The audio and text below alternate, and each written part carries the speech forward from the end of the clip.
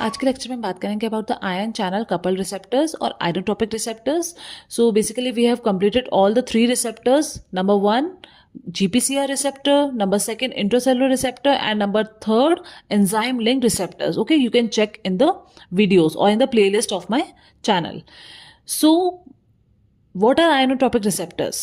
Now ये basically क्या होते हैं, सेल मेम्ब्रेन पे लोकलाइज्ड होते हैं and they are coupled directly to what ion channel. Suppose this, okay, this is the ion channel. Okay, तो इस तरह से ये रिसेप्टर क्या होते हैं, कपल्ड होते हैं टू व्हाट आयन चैनल, मतलब सेल मेम्ब्रेन के ऊपर लोकलाइज्ड है और एक आयन चैनल इनसे क्या होगा, एसोसिएटेड होगा. ठीक है, इसलिए इनको हम क्या बोलते हैं, एगोनिस्ट रेगुलेटेड आयन चैनल. मतलब ये आयन चैनल तभी काम करेगा जब कोई agonist, this agonist will bind to what, receptor. Okay, also these are called as ligand gated ion channel.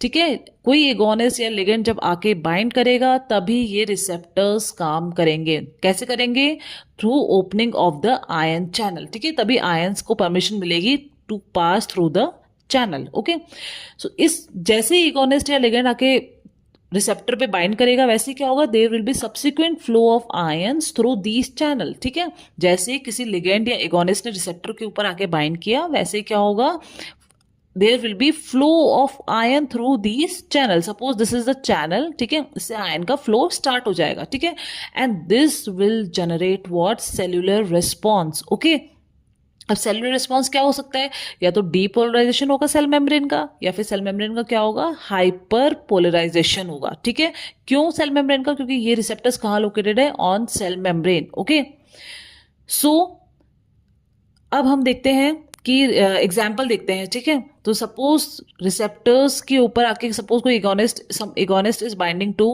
These receptors. Okay, तो क्या होगा, these channels will open and ion will pass through, or there will be flow of ion through this channel, and this will lead to what, hyperpolarization or depolarization, and this will generate what, cellular response. ठीक है, you can give examples like GABA receptors, NMDA receptors, ठीक है, nicotinic receptors. These all are examples of ionotropic receptors. Okay, GABA receptor का explanation, okay, आप playlist में जाके देख सकते हैं, CNS फार्माकोलॉजी में. I have totally in detail I have explained about the GABA receptor, how that channel work. Okay, so you can go there and watch the video in detail.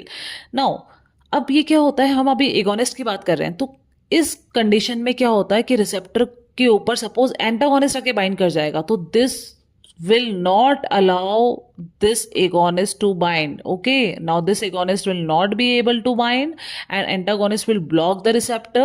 So जो ion का जो channel से flow हो रहा था वो क्या होगा, नहीं हो पाएगा. This will get blocked and there will be no cellular response. ठीक है, तो क्या होता है, एगोनिस्ट तो क्या करेगा, आयन चैनल को फ्लो, आयन का जो फ्लो है चैनल से उसको इंक्रीज करेगा. ठीक है, एंटागोनिस्ट क्या करेगा, will not allow agonist to bind to this receptor. Okay, and inverse agonist क्या करेगा, it will close the channel. It will, ठीक है, it will close the channel.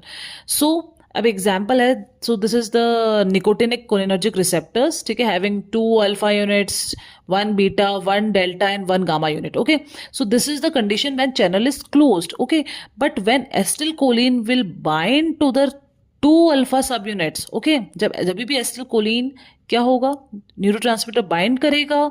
ठीक है, कहाँ पर, at 2 alpha subunits of nicotinic cholinergic receptor, then there will be flow of ions. Why? Because the channel will open like this. Okay, so this is the example. Now one more thing is there, we are studying here agonist regulated ion channel. इनका दूसरा नाम और क्या हो सकता है, receptor operated channel, ROC. मतलब कि अगर रिसेप्टर पे कोई एगोनिस्ट या लिगेंड आके बाइंड करेगा तभी ये चैनल ऑपरेट होंगे. ठीक है, तो इनको आप कैसे डिफ्रेंशिएट कर सकते हो, किससे डिफ्रेंशिएट करना जरूरी है कि रिसेप्टर ऑपरेटेड चैनल और voltage operated channel are not the same. ठीक है, ये बात ध्यान रखने की बहुत जरूरत है. These two are not same. कैसे, क्योंकि रिसेप्टर ऑपरेटेड चैनल तो क्या होते हैं, their conductance is regulated by a drug or neurotransmitter binding to a specific ligand binding site. मतलब रिसेप्टर ऑपरेटेड चैनल में क्या होता है, एक स्पेसिफिक लिगेंड बाइंडिंग साइट होती है, ठीक है, मतलब रिसेप्टर के ऊपर आके कोई ड्रग या न्यूरोट्रांसमीटर बाइंड करेगा and this will generate flow of ion through the channel. Okay, firstly why opening channel. Okay, and voltage operated में क्या होता है, there is alteration in voltage gradient across the plasma membrane. मतलब plasma membrane अगर है तो उसमें केवल there will be alteration in the voltage gradient की प्लस माइनस चार्ज हुए उसमें ही आपको केवल ऑल्ट्रेशन देखने को मिलेगा, ठीक है. There will be no opening of the channel और नो लिगेंड बाइंडिंग साइट. मतलब रिसेप्टर ऑपरेटेड चैनल में there is a ligand binding site, receptor पे एगोनिस्ट आके बैठेगा. Voltage operated channel there is no ligand binding site, ठीक है. It is solely the function of what, voltage alteration, voltage gradient alteration across the plasma membrane. But यहां पर क्या हो रहा है, प्रॉपर एगोनिस्ट रिसेप्टर पे आके बाइंड करेगा and this will open the channel and will permit what, flow of ion through the channel, and this will lead to hyperpolarization or depolarization and will lead to cellular response. Okay, so this completes all the receptors.